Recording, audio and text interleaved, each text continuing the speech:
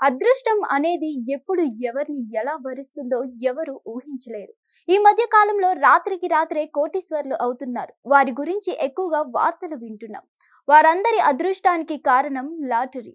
అవును, మన దేశంలోనే కాక ఉపాధి నిమిత్తం విదేశాలకు వెళ్లిన వారికి సైతం లాటరీలు తగిలి రాత్రికి రాత్రే కోటీశ్వర్లు అయిన వారు ఎందరో ఉన్నారు. ఇప్పుడు ఈ జాబితాలో ఓ పూజారి చేరాడు. 20 ఏళ్లుగా దైవ సేవలో ఉంటున్న ఆయన్ని ఇన్నాళ్ళకి అదృష్టం వరించింది. లాటరీలో ఏకంగా ₹1,00,00,000 గెలిచారు.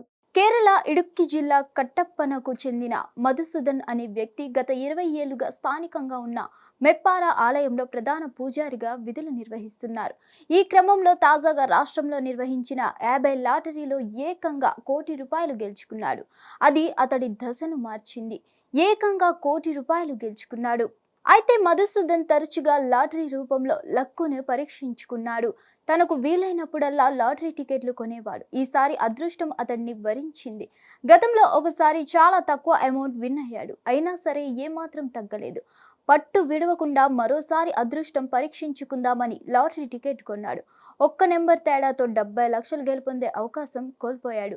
అయినా పట్టు వదలకుండా ప్రయత్నించడంతో ఈసారి ఏకంగా ₹1,00,00,000 గెలుపొందాడు.